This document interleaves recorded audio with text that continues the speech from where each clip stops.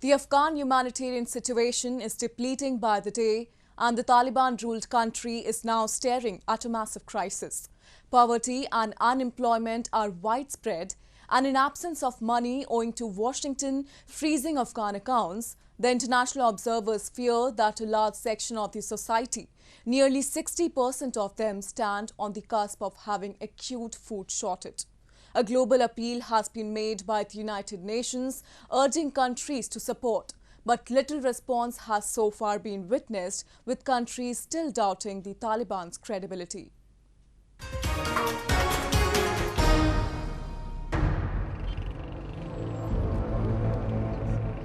The economic crisis in Afghanistan is rapidly worsening, and most of the country's population has plunged below the poverty line since the Taliban swept to power this August.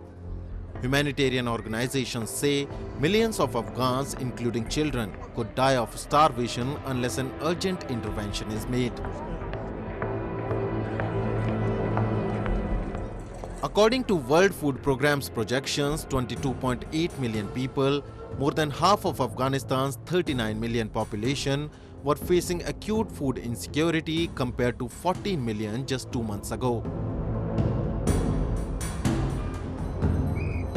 And under the current scenario, when the unemployment rate is growing exponentially, the situation is on the brink of collapse. People are making distressed appeals for help, but little have they been assisted so far.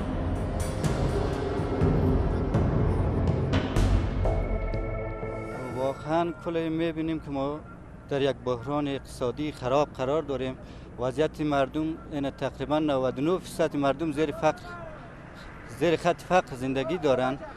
مشکلات بی نهایت زیاد است. شما می‌بینید چند قبل که 8 تا کودک از گشنگی جان داد. And while Taliban-ruled Afghanistan is in dire need of assistance, Washington, which has frozen billions of dollars of Afghan money, has found itself in a tough spot. The Taliban, which had promised to present a modern and liberal version of it if returned to power, has sadly followed the same model of governance it employed in the 90s. And the progress made by non-military US aid of over $150 billion and billions of others from the different countries and organizations in the past 2 decades is reversing by the day. The current Taliban cabinet, which makes claims of being inclusive and is demanding to be recognized globally, hasn't included any women or people belonging to ethnic, religious or linguistic minorities. In fact, they have been targeting these people and not letting girls go to school. Apart from this, a potential threat of radicalization and a possible Taliban support to Islamic terrorism in future are major factors behind Washington freezing the Afghan money. Observers around the world fear Afghanistan might plunge into a humanitarian crisis if it wasn't provided with substantial financial assistance, but they also blame the Taliban for creating such a situation. And amidst all this, it is the common Afghan who is suffering. با این وضعیت اگر جامعه جهانی کشورهای قدرتمند، کشورهای دارای اقتصاد بالا اگر افغانستان را کمک نکنه، کشورهایی که داد از حقوق بشر میزنه، داد از عدالت میزنه، داد از مساوات برابری میزنه، اگر در این شرایط افغانستان را تنها بگذاره، کمک نکنه، به داد مردمی مظلوم افغانستان نرسه، وضعیت در آینده بحرانی است. Major international players, including the United Nations and the regional influencers like Russia, have urged the US to come to the rescue, but the White House is yet to take a call.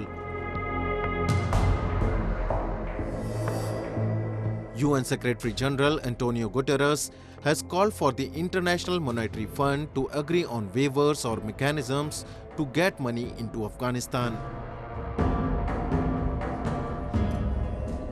The IMF has also blocked the Taliban from accessing some $440 million in new emergency reserves.